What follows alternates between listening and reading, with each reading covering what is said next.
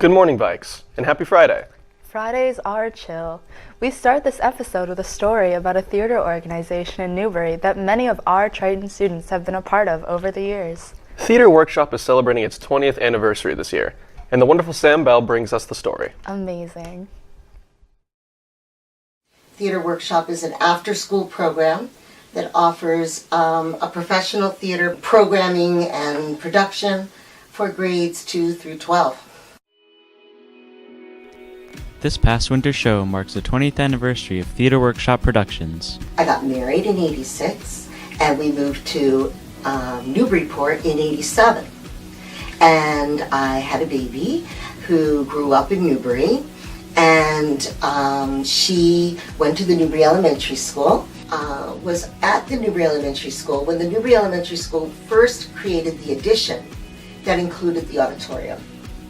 And at that time, there were people who were asking, what are we going to use this auditorium for? And that's when I offered my service at the time to the Newbury Elementary School PTA, who were asking that question, that I could come in and run a children's theater program for them. Theater Workshop is unique and different from other children and professional theater companies because we are a original script process-oriented production. So there are no auditions, and the cast comes together through registration, and then through our process, which is to getting to know the students, we are able to create an original script specific to that cast, and with people like Michelle Hall, our general manager, and Jen Bell, the stage manager, Pam McKenzie, our costume designer. We come together and we have administrative meetings to determine what our goal is to be able to produce a show. So first, as the general manager, I basically support the director and the stage manager with whatever they need. But another part of my job is I coordinate all the volunteers. We try to coordinate the volunteers so that they are best matched with what they can do best and what we need. And that way we can get all of our tasks accomplished. The first 2 years we had a cast of maybe 24 or 32 students, and over time the casts grew to be quite large. It has changed that we now offer a leadership program called the Intern Program, which is a huge part of our programming, which is a free program to middle school and high school students to come and learn about technical theater. Definitely my favorite thing about working with interns are they're all middle school and high school kids who've been part of the Theater Workshop program, and they've come back after leaving the elementary school and they work doing all the technical and backstage parts of our productions. One of the things that is a highlight for me is to see their leadership abilities grow. As booth manager, I help run the booth with a small team of kids that do the lights, sound, projections, and spotlight. I kind of make sure everything goes smoothly. Backstage, they change set pieces, they deal with our props, they also are managing actors backstage, and it's just a joy to see them working with our students and working for the production. We could not do these productions without our interns. It takes about 100 hours to put a Theater Workshop production on stage from beginning to end.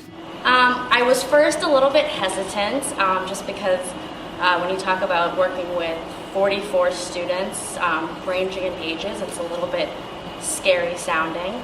However, once we got going, a lot of the kids have done this before and sort of know the drill and know what they're doing.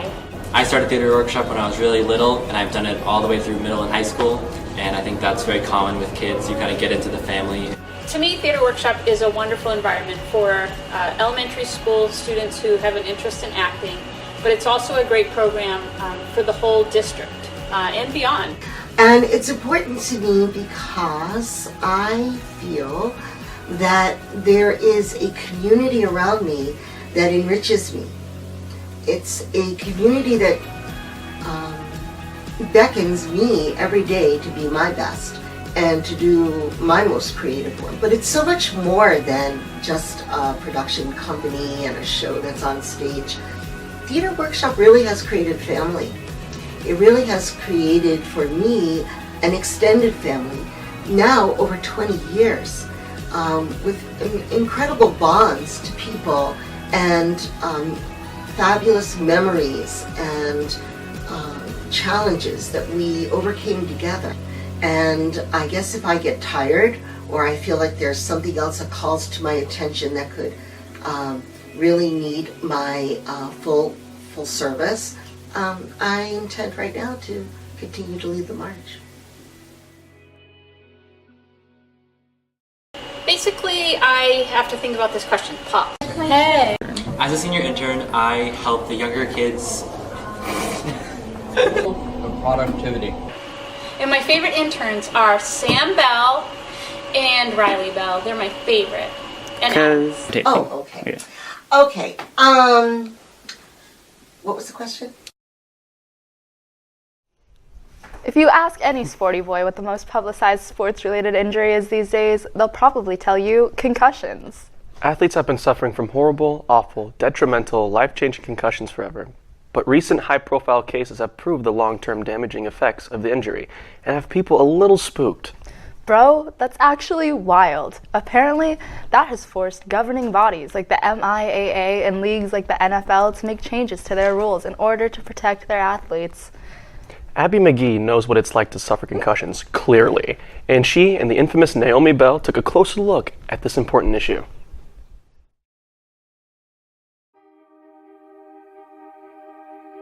I got hit in the head. I've had 6 concussions probably.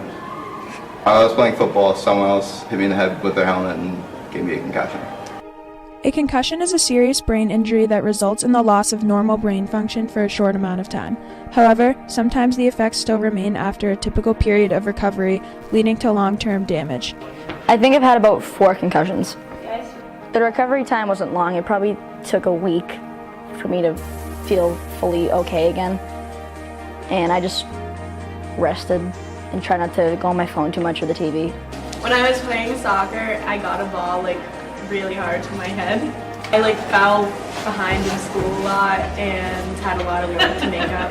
Can't really remember anything now because of it. My brain doesn't really work that well. Sports concussions and teenage concussions have doubled in the past 10 years. Though the first hit is problematic on its own, many student athletes find themselves suffering from multiple concussions from other impacts later on. You know, they might have minimal headaches, and some kids have to stay home and they can't get out of bed that their headaches and dizziness and nausea are so bad for weeks on end. So it goes from the ranges that far apart. Especially kids who have had more than one concussion, and you just go, you feel bad because there's some things they can do, and it's a lot of people think they're faking, and they're not. It's really a serious thing. Yeah, about 15 so far this year, which it seemed like a lot to me. All but one have been sports related, mostly football. There are other sports that kids can do. They blame football for, and maybe it's good that football is saying this and that. Now everybody's looking at all sports. Just think about it. Basketball players, they're whacking each other. Cheerleaders, oh my God, they're phenomenal athletes, and they get thrown up, and there's a lot of stuff there. But in previous years, when I was substituting, I've also seen them in gym accidents, soccer, even swimming. Rather than staying active and continuing daily activities, it would be wise to rest yourself because you wouldn't want to damage your brain any further. It's important to rest and stay off any electronic devices. After, even when I was cleared, I had headaches for a while after, and then they eventually just went away. After my first 2 concussions freshman year, they were both in a very short time period from one another, and I just felt such a difference in my sleeping pattern, being able to focus, and it really kind of messed me up for a while. So one time I gave a concussion during the summer ball season because I threw a fastball and I ended up breaking his helmet because I hit him in the head. And I heard later that he had a concussion. It was like out for like the rest of the season. My worst concussion was when I was in my room and I came up and there's like this edge on my wall and I just came up and hit my head so hard in the back of it and I just blacked out. You know, you get your third or fourth one, I'm going to say, hey, you know, maybe you want to go to rowing or something, you know, and especially when you have multiple concussions, when you thought you were better and you went right back out, you know, you become like me, a little punchy, you know. I do have some memory losses, you know, and I do have, you know, I mean, we'll blame it on old age, but I'm going to blame it on, you know, some concussions too. Excuse me for a second. Yes, sir. Concussions affect millions of people every day. You could fall victim to this horrible injury if you don't protect yourself. To learn more about concussions, visit concussionfoundation.org or you can contact them at 857-244-0810. Remember, if you want to make an impact on the lives of those in need, donate to concussionsfoundation.org/give-online.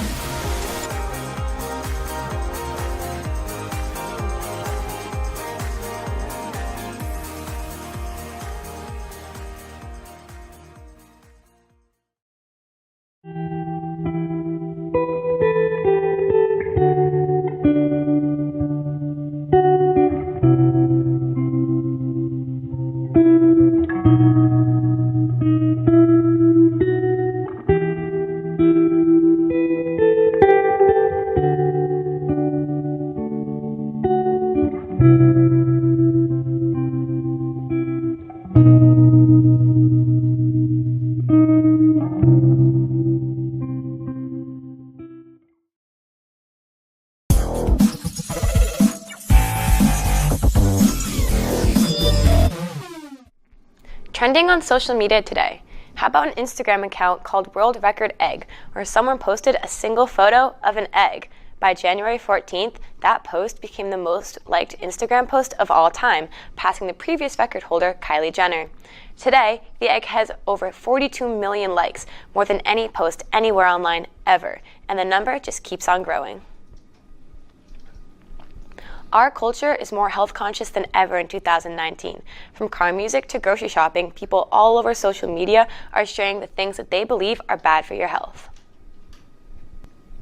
And the trendiest trend on social media in the new year so far, the hashtag 10-year challenge, which continues to pick up speed with thousands of people and, of course, plenty of celebrities.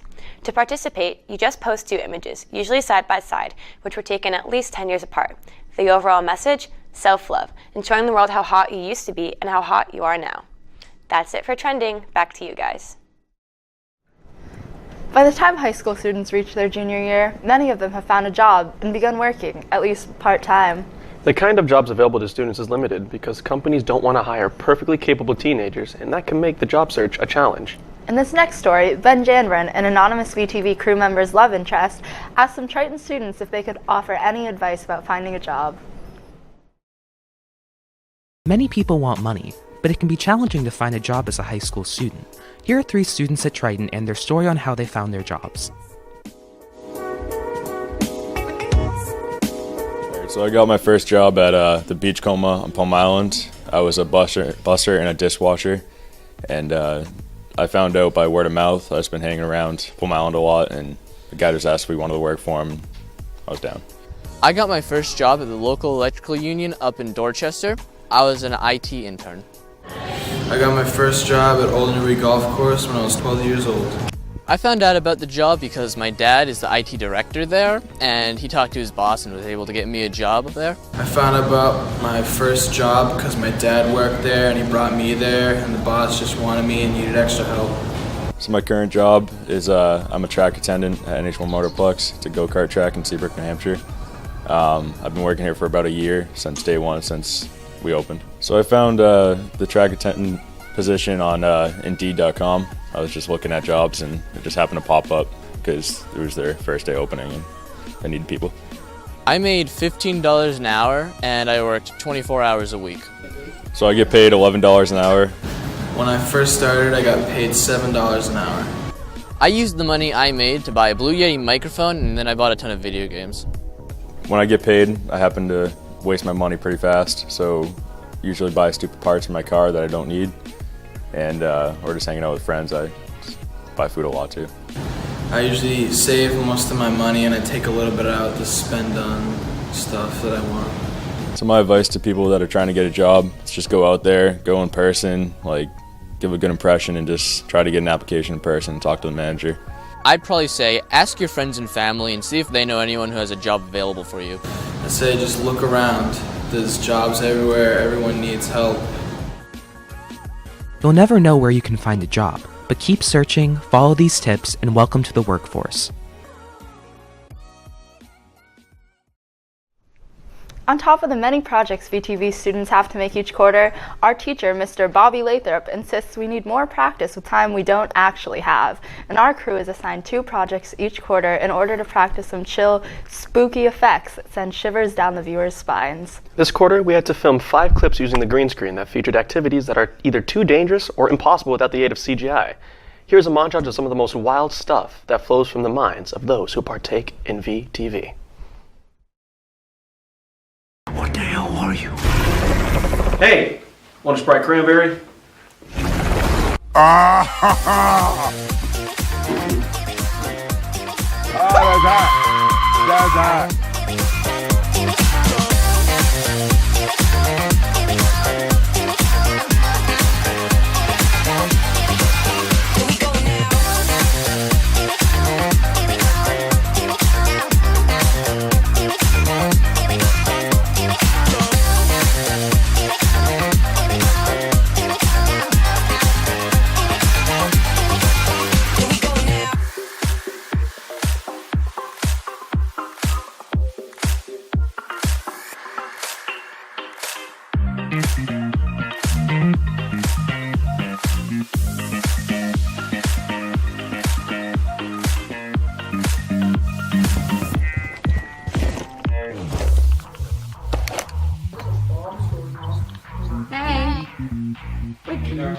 Are you playing that game again?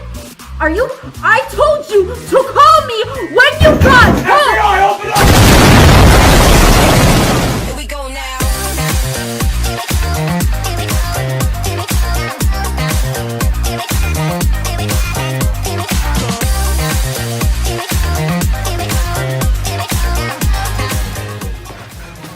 You shouldn't be using your phone in class. Give me that. Hey, you want some fries with that? There's the kick. It's away. It's good.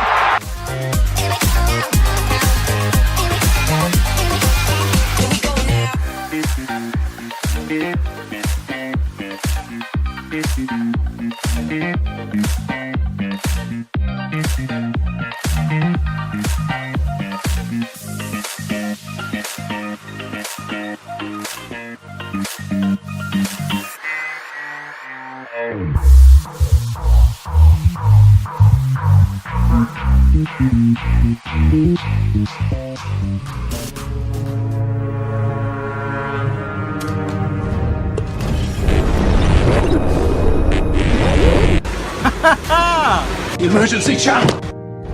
Does my hair look okay? Bloody hell. Today, I'm gonna teach you all you need to know how to be a lifeguard.